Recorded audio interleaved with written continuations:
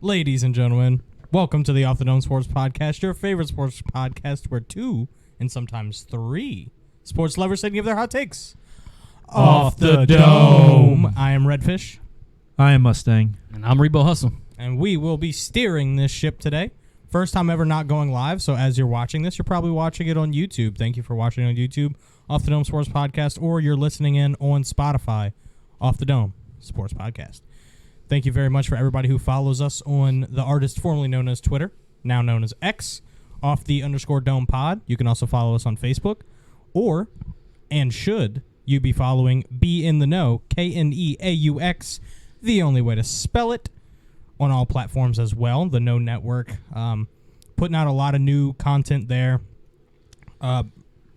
Mustang and I recently put out a video talking about who should be the next LSU offensive coordinator. We're sitting at about 2,000 views, which is, hey, that's pretty darn good for a video that, only took us about 15 to 20 minutes to make. So really proud of that content, and we've got a lot of content that, mirrors that. Yeah. So hopefully... I think that video kind of inspired us to switch things to this format. Yeah.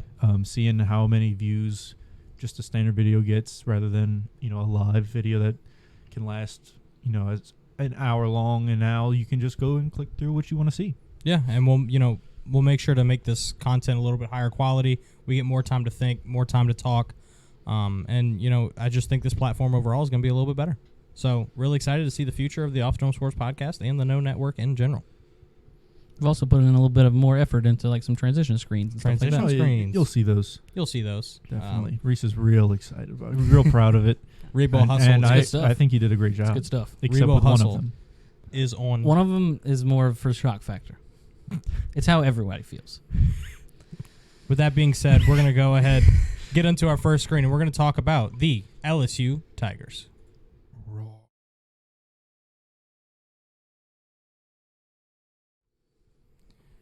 So, Rebo Hustle, why don't you start us off?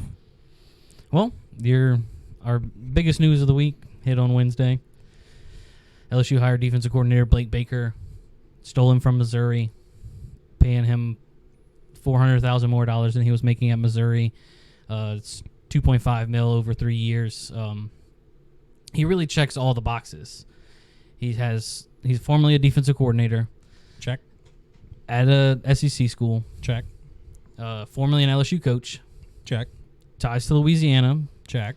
Because his wife was a all SEC soccer player. Mm-hmm. And then he took over a terrible defensive program and turned it around in 2 years at Missouri. Yep. And that's where we're at as the Fighting Tiger program, if we're being honest. Yeah. Very true. Yeah. We fired 4 defensive staff for a reason. True.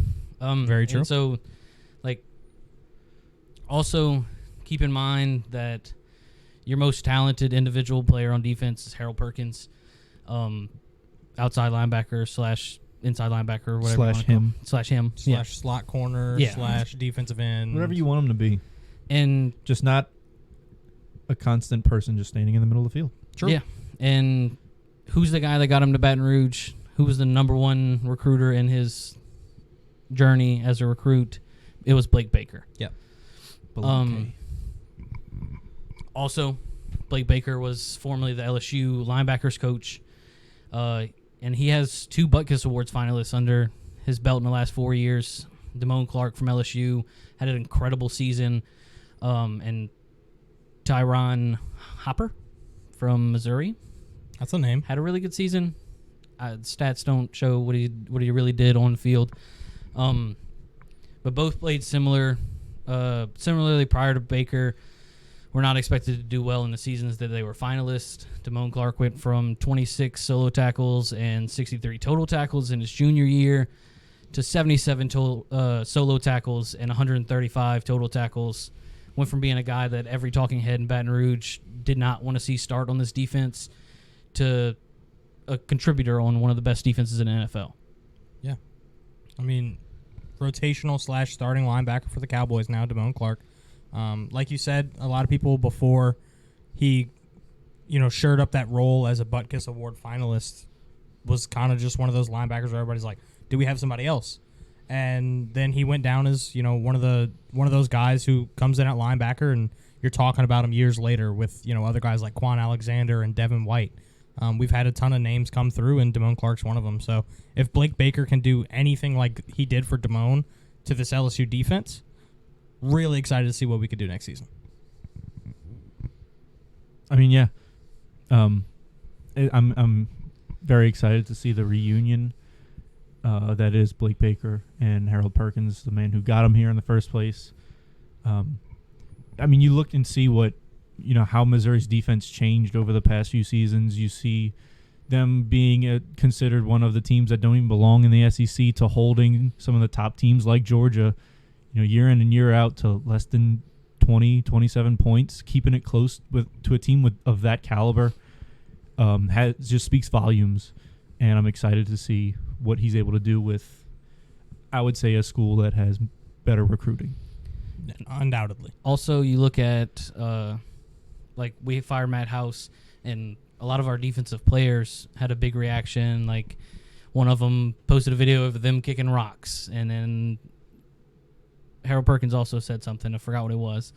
But whenever the LSU signing of Blake Baker happened, Missouri's defensive players, a lot of them tweeted, "Thanks for everything you've done for me.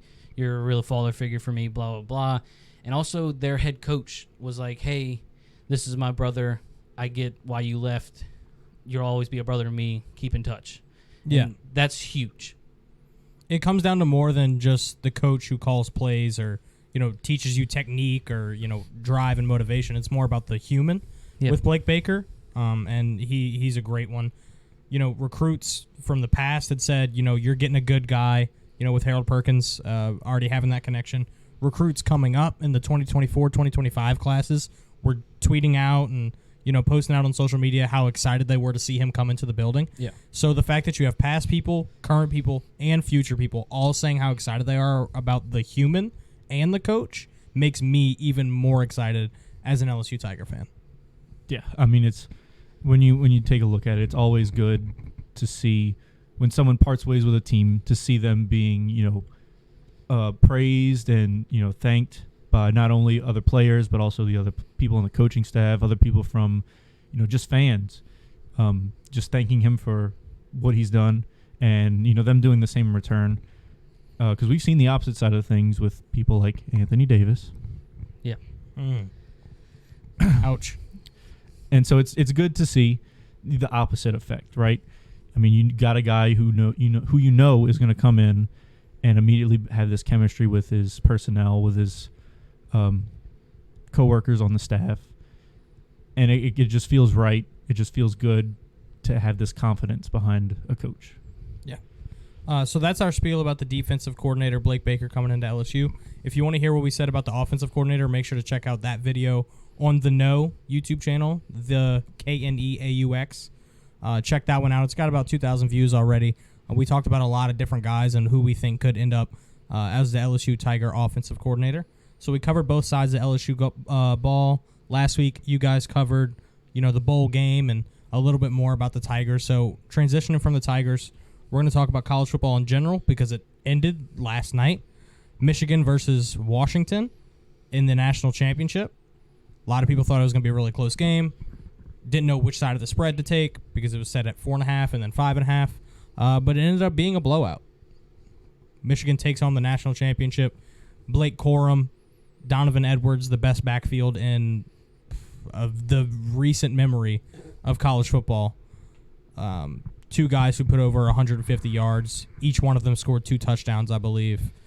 The Michigan defense shut down what was viewed as one of the best offenses in college football. Michael Penix did not play his best game, and then Jim Harbaugh riding off into the sunset, as it would seem, with his NFL head coaching interviews coming in soon. Yeah, I mean, I was watching the game, didn't have a dog in the fight, of course. I mean, wasn't rooting for either side. I know a lot of people just hate Michigan for being Michigan, and a lot of people wanted to see the last Pac-12 champion, the last real Pac-12 champion win a natty. But my storyline going into the game was the entire, was it the Sugar Bowl they played Texas? Yep. The entire Sugar Bowl, all of ESPN can only talk about how. Here we go. Yep, I'm there. Can only talk about how Michael Penix deserved the Heisman and how Rome Odunze was cheated out of the Biletnikoff, and they also won Offensive Line of the Year. According to this game, none of that is true. Their right tackle decided not to play the game. Oh, no, he played. He just For the other team. played for Michigan. For the defense. Somebody paid him off, maybe. Maybe. So their offensive line did not look great. There was always pressure on Penix, and you saw it every time he threw the ball. I really felt like we never saw something like that out of Jaden. Like, there was never multiple missed throws in one game. Like, yes, he might have had a tough game here or there, but Rome Odunze could have walked into the end zone like 4 times. And the balls just were wide right, wide left. And by the end of the game, Penix could barely even walk. He was so hurt. Yeah. I mean, it looked like he had broken ribs. His hip was off. His shoulder was off. Like, He definitely that limped offensive off, yeah. line, the Joe Moore Award, didn't really matter because he was getting hit all night. Dropped back, I think, like 50-something times to throw the ball. Completed maybe half of them if he was lucky. Threw 2 picks. Couldn't hit open receivers. It was just a bad offensive showing for what was expected to be a highlight of that game. Yeah, it didn't help that their starting running back, I believe his last name's Johnson. Dylan Johnson. Yeah, he got hurt at the end of the Texas game, started this game, got hurt in the beginning of the game, like first 6 plays or something like that. Yeah. And just tried to power through it, tried to do one last hoorah for the Natty, and it just didn't pay off. Yeah, I mean, everything you had mentioned about who deserves the award, like Penix deserving the Heisman, Odunze deserving the Biletnikoff. I just don't like whiners. They had a pretty good case, but as the game went on, I mean, we saw it all unfold in one play, really, where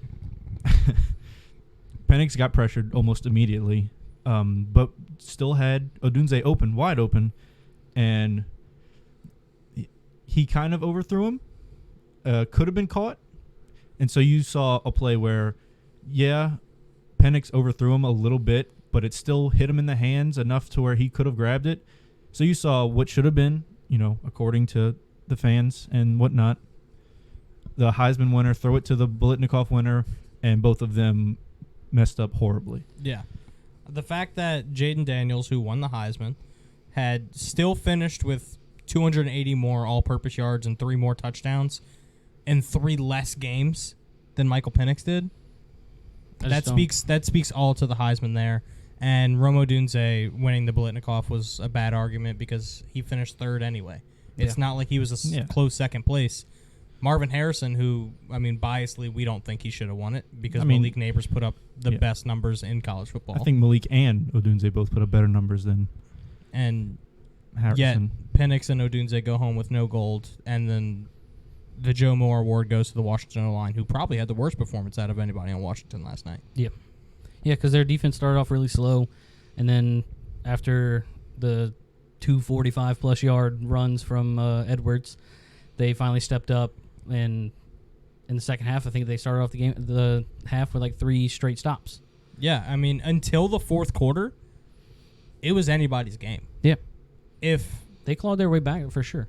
If Washington could have put a couple things together on offense, which I never thought I'd say because how good they were all season, but if they would have put together a couple drives on offense where they could get some field goals and a touchdown or 2, they would have been right back in the game, if not taking the lead. But Michigan, the defense proved to be too much, and then although J.J. McCarthy, in my opinion, isn't that great of a quarterback, he did what he needed to do to make sure Michigan won the game and they take home the national title.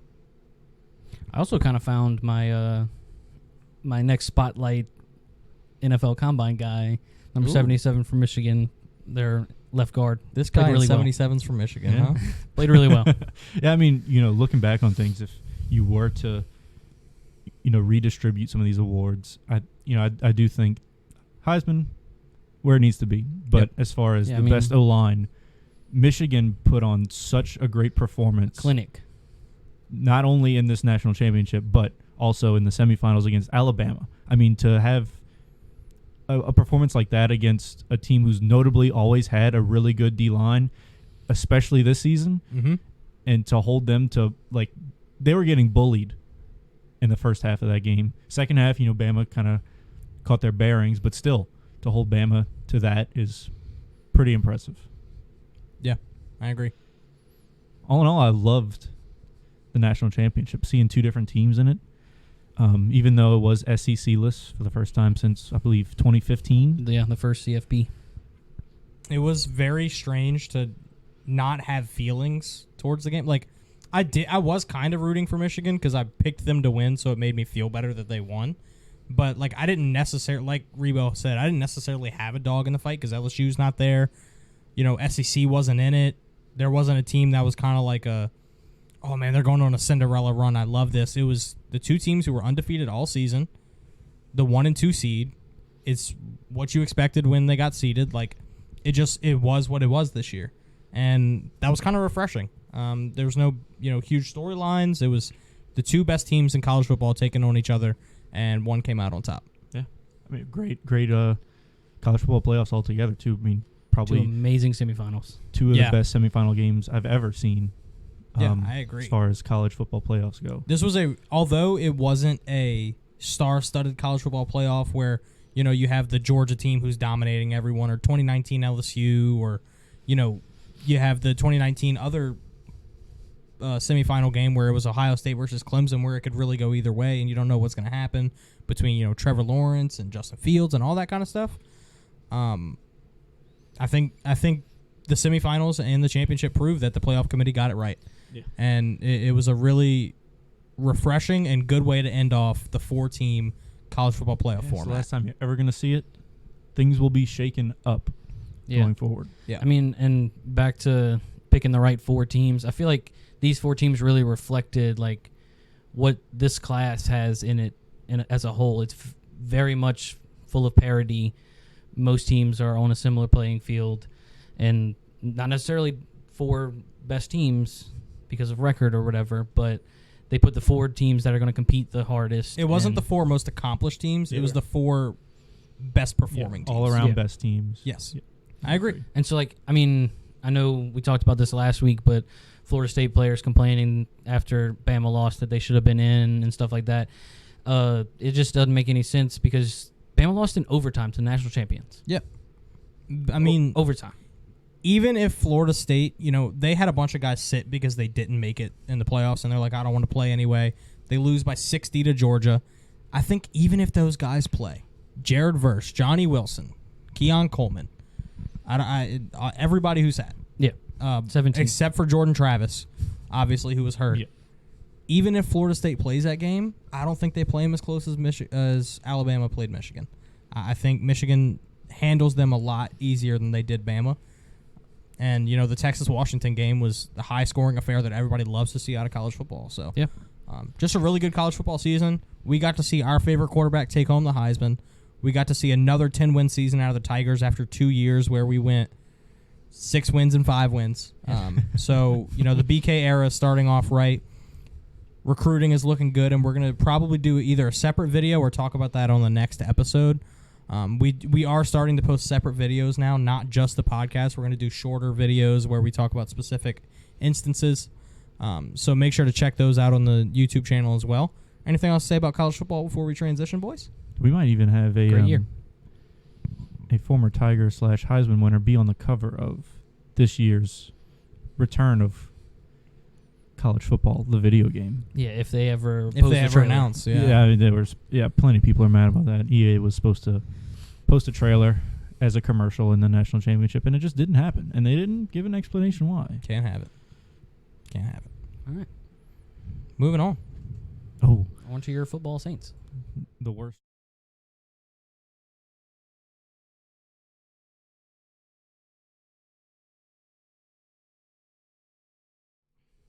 Boo. Well, if you saw that picture, there's a reason we posted that, and there's a reason we used it.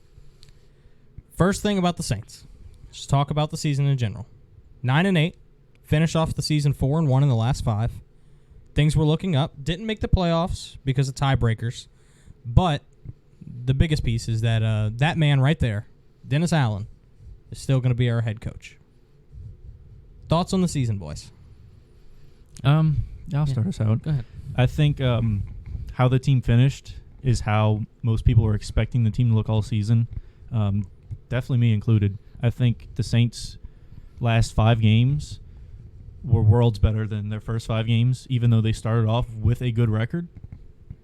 Still, I mean, you saw the offense clicking week in, week out, and it just wasn't what we were used to seeing. Defense obviously played well, but they did that all season. But, you know, I do think that when it comes down to it, I think Carr is proving himself to not be completely worthless. I think it's also showing that he's been able to build this chemistry with this team throughout this season. Definitely gives me a better look at our offense going into next season.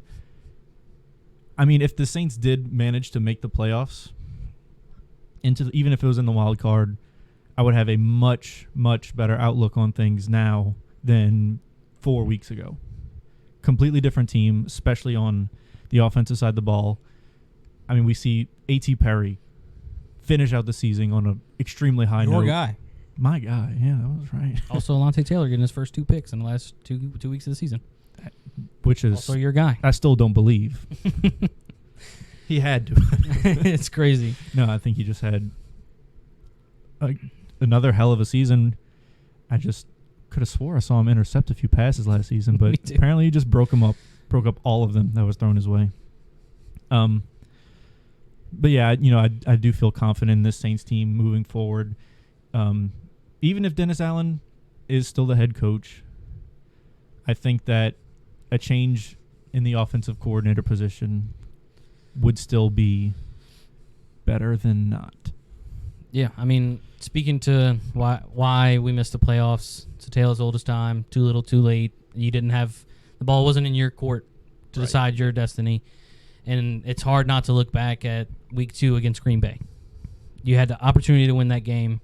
You should have, and ultimately that game decided your fate and not making the playoffs. Yeah, Green Bay made the playoffs. You did it. Green Bay, Houston, Detroit, Minnesota, all decided by 1 score. Yep. And we couldn't win any of them.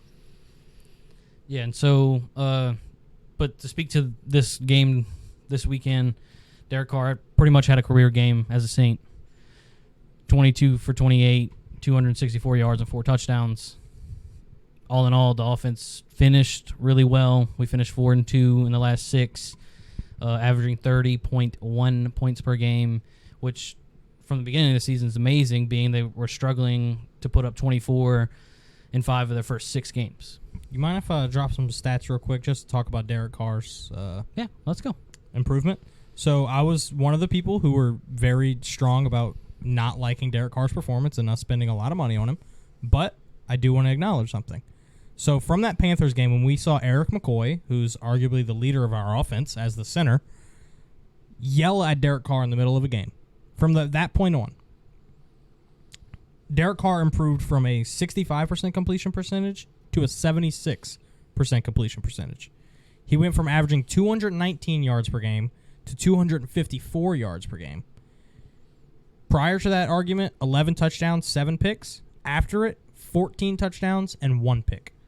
Wow. So, although we did play worse teams, probably worse defenses. You know, we played the Panthers and we played the Giants and, you know, we played the Falcons and the Bucks. Like, yes, you have to acknowledge the defenses. However, you also have to acknowledge that it seems as if chemistry was off. He was holding himself to a different standard than everybody else. And I don't know for sure what went through his mind. I don't know what happened in the locker room. None of us really know. But it seems as if he humbled himself. That put him into perspective. He's like, you know what, man? Maybe I need to take a step back, and maybe I just need to do what I need to do to make sure we win games. And after that point is when we explode for more points. He starts playing really good ball. Chris Olave gets back involved into the offense. Alvin Kamara looks like the Pro Bowl running back that we know him to be. The offensive line, although we had a couple injuries here and there, was holding up better. It seems as if everything started to click once they hit the boiling point. Yeah. And I just wanted to, you know, as somebody who has spoken bad about Derek Carr, wanted to come back and be like, hey, he finished out the season like that $35 million quarterback that we paid him to be. Yeah, I never was on the it's Derek Carr's fault train. Yeah. We've talked week in, week out about Pete Carmichael. Pete Carmichael. And so that just felt weird that everybody was pointing the finger at Carr, where I don't even think he was the offensive blunder signing of the offseason. We had to cheat our way into getting Jamal Williams his first touchdown. This is true. You know, We had to run a fake kneel to get Jamal Williams, the 2022 touchdown leader, a touchdown. One. Well, you know, for the people who are mad at that, first of all, get over it. It's the NFL. I agree. It's also Atlanta the hate Falcons. week. Yeah. If you don't want teams to score, stop them. And it is what it is. Get the man To his speak touchdown. on Jamal Williams, you know, he was injured in the beginning of the year. He was underutilized, I think, for a lot of it. He wasn't used the same way he was used in Detroit. So are the numbers skewed a little bit? Probably, but you are right. He did not perform to expectation. Yeah, he really, I rarely saw the downhill power runner that we saw in Detroit. And I don't know if it was play calling or he just wasn't the same guy, offensive line, play what. But if there is a blunder in the offseason signing, I think my finger gets pointed at Jamal Williams. Yeah, I mean, I'm sure I speak for a lot of people when I say that the Jamal Williams signing, we expected him to come in and be like that Mark Ingram, that third down back. He's going to get you that first down in short yardage. He's going to get you in the end zone when you're on the goal line. And we just didn't really see it. We did see a few chances that he had, but he just didn't, it didn't turn out like we were expecting. I do also think he was underutilized. But, I mean, when you have a playmaker like Kamara back there, you're going to trust him on those third downs, obviously. But yeah, I don't think that he was what we were expecting him to be coming into the season. Yeah, I just can't help to think about how many drives got stalled out with inside the 15 and we kick a field goal. That's where Jamal Williams, for his entire NFL career, has made his money. Yep. Is inside the 15, downhill, get you 3 to 5 yards, and eventually get to the end zone. And we never saw that. I don't know if that, again, we had some horrific play calling inside the 15 for sure, but it just doesn't add up to why you would go out and be like, I need that guy. He led the NFL in touchdowns. He didn't lead the NFL in rushing yards last year. He was the touchdown back. Right. And so it was weird to see that didn't translate at all. I agree. Would you like to argue? I already know what's coming. And yes, I would. So, something's got to change. We can all agree. We're not arguing there. No. Something's got to change with the New Orleans Saints. Word around town, DA's position is locked up. Yeah, he's back for another year. Back for another year. Is that what we're arguing? No. Okay, good. We're getting there. I'm setting it up. Good. So you've got to move on offensively. There's no way you can bring back Pete Carmichael even after the end of the season, right? We can agree? I mean, if you look at the win-loss, if you look at how we finished the season, normally under normal circumstances for a normal team, you would think, okay, the team just needed a little extra time to build that chemistry. But this is not the case. We saw the most uninspired play calling all season. The most uninspired players all season. Something has to change. I agree. So I don't know if it will. Let's set that straight. Yeah, I don't know if it will either. No promises that it will because, this is the Saints. We're talking about. But I can agree that something should change. So if nothing changes, right? After next season, if we come out not without a playoff berth, there's not a doubt in my mind that I am calling for Mickey Loomis's job. Currently, you missed the playoffs. Next season, you're looking at being $75.9 million above the salary cap. This is where the argument starts. Mickey Loomis, man. $40 million more than any other franchise in the NFL. Yes, he's the master of getting people under the budget. Yeah, he is. But good Lord, does he have a job to do? Because if you cut Derek Carr's $50 million that he's making next season. In this fantasy world that it's not guaranteed, you're still $25 million over the salary cap. And that's just, I don't see Loomis math happening this season. We're going to have to cut ties with some people. I don't see Michael Thomas having a job on the Saints after this season. He is a free agent, and it's not counted towards the 75.9. We were $100 million over the last offseason, and we figured it out. So, my argument stands. Okay. This is less. Yeah. This is less than it has been in the past. However, at some point the rubber has to meet the road, where you have to think. I haven't heard that one before. We can't keep kicking the can. Yeah. Right? Like, you can't just How many metaphors can you use in one If we're being honest, debacle? this is like Two. said can that is being kicked Mm-hmm. is Mickey Loomis's job security. There is only one person in the NFL that can make $100 million disappear. It's honestly, it's not even Mickey Loomis. It's Kai Harley. Kai Harley is the brains behind the operation when it comes to salary cap. And with the open GM jobs and assistant GM Isn't jobs, he getting interviews? Yeah, that's what I was about to say. He's getting interviews, and I don't know how long he stays, because we had a guy here, assistant GM, Terry Fontenot, becomes the GM of the Atlanta Falcons, who are also in the NFC South. Their head coach gets fired, but he stays. So that means that Arthur Blank, the owner of the Falcons, sees something in him that he wants to keep around. yeah. We have had multiple other front office personnel or assistant coaches on the offensive and defensive side who have gone out and become more successful after they left the Saints organization. So that does lead to your point, is maybe something at the top isn't working, and you don't get much more higher than Mickey Loomis at the GM position. I don't know if we should necessarily fire him, because he is also a guy who is in charge of the Saints teams that went 13-3 and 12-4, who got us into the playoffs. Yeah, I mean, he's got a great track record. Won a Super Bowl. Won a Super Bowl, got us to another NFC championship that ended in the Nola no call. Yeah. Played the Vikings twice in the playoffs, where Minneapolis Miracle, Kyle Rudolph push off. We've played, we had the 49ers in that divisional round back in 2011.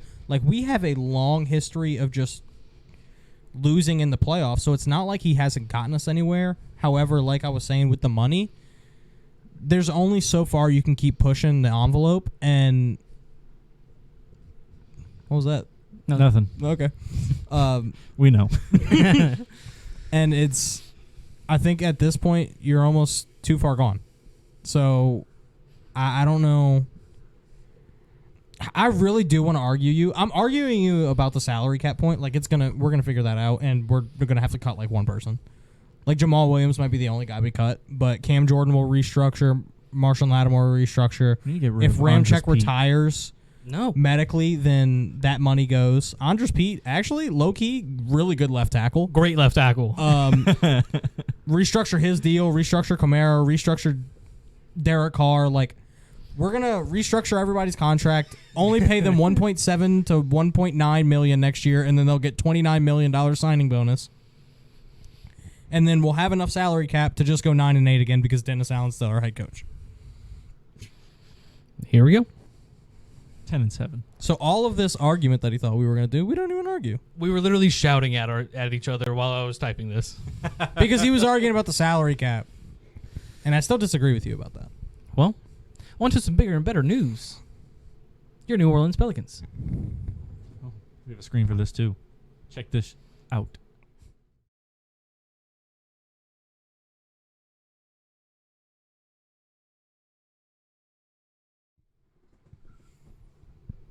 Can't believe you made a graphic without the best player on the Pelicans. Yeah, I kind of just found found some JPEGs. Yeah. I just found some JPEGs. It is what it is. You're the basketball man, so lead us in our discussion, Rebo. All right. Played 3 games this week since the last pod. Me and Byron watched a blowout against the Nets. Yes. At Brooklyn Nets. At Brooklyn Nets. Suck. You suck. So the next night on a back-to-back, flew up to Minnesota to play the number 1 seed Timberwolves. Spanked them. Came out with a really good win. Yeah. Very impressive win. And then I think 2 or 3 nights later, you play the Clippers. Tabled. Yeah. You really struggled to contain Paul George. It was a and- fluke. It was a fluke. It was a fluke. It was a fluke. I'd like to think so. It was a learning experience because the Clippers decided that BI is a magician. We got to double him. And so they were doubling him at the top of before he'd even cross half court, basically. And we really struggled with that. Ultimately lose the game by 15 or something like that. And then 2 nights later, you had the most dominant victory What of the a season. bounce back. Yeah. You went to Sacramento, who no pushover. No? You No? held De'Aaron Fox to 1 for 10 from the field with 0 free throw attempts. Which is crazy for De'Aaron Fox. You fought through the double team. BI might be the best passer in the NBA right now. We literally saw Those are words. Those are words. one and of the I like 'em. craziest sequences that I've seen in my life. A backwards bounce pass into the lane to Dyson, who caught it with one hand, backwards bounce pass again to JV in the dunker spot. JV tore down the rim. I love the passion. That was a lot. I love the passion. And so, I mean, if we can continue this zero hesitation, crazy lockdown defense, figuring it out on offense, moving the ball, if we can continue that tomorrow night against Golden State, for the rest of the season, the West is in trouble. Heard it here. So, I can't speak. no, you can't. That was also without Zion. 50 plus points against the Sacramento Kings before the bench is cleared. Without Zion. Hello. So, some stats I wanted to bring up. I saw this one on the artist formerly known as Twitter. Pelicans over their last 14 games. So, this is post in-season tournament after that big loss to the Lakers. They've Their been last on a 14 heater. games. 10-4. Second best offensive rating in the NBA. Second best defensive rating in the NBA. The best rebound percentage. And average margin of victory in those 10 wins is 19.2 points. So not only are we winning games, but we are blowing teams out. To speak to the rebounding, in the Underrated part of the game. in the second Very. quarter of the Kings game, Jonas Valanciunas had 14 rebounds, just to him. Oh, And the Sacramento Kings had 15 In the second quarter? in the second quarter. Or the third. I don't remember which one. But it was 1 quarter. but it was still nonetheless. did Jonas no, have like like 30 not rebounds? just in one quarter, like Oh. for the okay, game. Okay. Oh, okay. Jonas had one less rebound than the Then their entire whole team. team's Okay. Kings team. Got it. So we out rebounding them like 34 to 15 at that point. That's insane. Yeah, I What mean, was that up? we saw this before Zion got hurt last year, where we were flying to the top in offensive rating and we were flying to the top in defensive rating. I mean, it's hard to say that this team healthy doesn't do what they do every night. Yeah. And the fact that we can do this without Zion, we're doing some of it without Trey Murphy. Jordan Hawkins was in the G League for a game. Kira Lewis is in the G League right now. Those are 4 names that are going to contribute to this team at some point this season. Maybe Kira 3. Lewis stays in the G League. Maybe he comes back up if we have another injury. But Jordan Hawkins is back. He scored 12 points the other night. Trey Murphy, once he's completely healthy, gets off of his resting period here. We know what he does. I mean, both of those guys looked amazing in the Kings game. They were getting run off the three-point line. Jordan Hawkins would pass it, get it back, take a mid-range jump shot, or drive straight to the lane, dunk it. And, of course, we know that Trey can either splash a 40-foot three-pointer or dunk the mess out of the ball. Yeah. And then kind of the biggest part of this team right now is CJ. CJ has been playing really, really well recently. Does he have his off games? Yes, everybody does. But in the Kings game, he went 7 for 10 from 3. Yeah, I mean, CJ lights the fire. Like, he's the guy that gets us started. He goes on crazy runs in every first quarter, and if he doesn't, we're in trouble. If CJ's having a good game, 95% of the time Pelicans are going to win. Yeah, I mean, And it has to do with his impact in the first quarter. I mean, I feel like that's where he gets all of his points. I mean, I don't even remember him scoring in the second half against the Kings. I think when the Pelicans enemy is always the third quarter. Always has been, always will be. But when we start out hot, we stay hot. And that's how it feels. You know, I don't know if this team built to play 3-point games in the fourth quarter. I'm unsure. But I do know that this team is built to blow you out by 20 in the first half and not give up the lead. And that's what we've been doing recently. That's been the turnaround since the play. That has been what we've been doing recently. That's why we're second in offense, second in defense in those last 14 games. Not only are we scoring points, but we're stopping people. And if you can score points and stop the other team from scoring, hey, guess what? That's how you win. So, by my math, Pelicans are the best team in the NBA. Yeah, fair assessment. Yeah. I think, and they're starting to get nationwide recognition too. I'm starting to see a lot more on social media about, hey, have y'all been paying attention to the Pelicans recently? I think it's time to have a conversation. Guys, I think we have to look at what the Pelicans are doing. Start a program. Zion's not even playing, and they're beating teams by 40. Like this is a team that's finally doing what they were supposed to be doing. Yeah, I mean, and it feels good. Another contributor to the No Network, Pels Press. Great follow if you don't follow him on social media. Does great videos as well on YouTube. So make sure to follow Pels Press. He tweeted out a stat earlier that said if the Pelicans can win only 50% of their next 17 games, which will be the All-Star break, it'll be the best record they've had since becoming the Pelicans at the All-Star break. Here we go. Their best record, I think, before this was the 17-18 season where we made the 6th seed. And we had 30 wins going into the All-Star break then. We have 22 right now, and we have 17 games left. So if we can win 9 of those games, we've got the best record we've got since 17, I believe it was. Really excited about this Pelicans team, especially if we can stay healthy. Brandon Ingram, dog. Trey Murphy, dog. CJ McCollum, dog. Herb Jones, dog. Catfish. Hunter. Throwback. A lot if you're listening. Had to do it. Had to do it for the clown car. And then last thing about the Pelicans, they released the top 100 NBA player mid-season type thing, and 4 of the 5 Pelican starters were in that. The only one missing out was Jonas Valanciunas. Herb was at 92, CJ was at 72, and then B.I. and Zion were both top 35. Which is kind of crazy to me because I feel like Jonas is having his best He's season having a great yet, season. especially as a Pelican. I think this has been the most consistent Jonas we've seen. He's getting the boards. He's not afraid to shoot the ball anymore. You see him taking the shots, whether it be beyond the arc or even a mid-range. He's taking the shots, and that's what I love to see out of a center, especially because just a few seasons ago he was not shooting the ball unless he was in the paint. And I think he's worked on this part of his game and has definitely improved this part of his game. Yeah, I feel like lists like that, like really stat track. Like they're not watching the game. And Jonas said it best in a game against the Hornets where he led the team in scoring. In the post-game press conference, he basically said, hey, I'm here to do my job. If my job tonight is to score, I'm here. If my job tonight is to set a massive screen, I'm here. Whatever needs to be done to win the game, that's why I'm getting paid.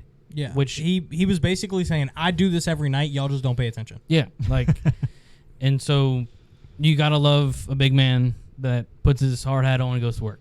And boy, oh boy, does Jonas do that. Gotta love the Pelicans. And I'm really excited about the future of them. Part 2. Do gotta love New Orleans Part 2. Hopefully Lionel catches that one. But I think that's gonna wrap up this episode of OTD, boys. Yeah. I think it was fun doing this new format where we just kind of sit back and get to talk. Although we want everybody to comment on this video. If you see it, like it, share it, comment, subscribe to the channel.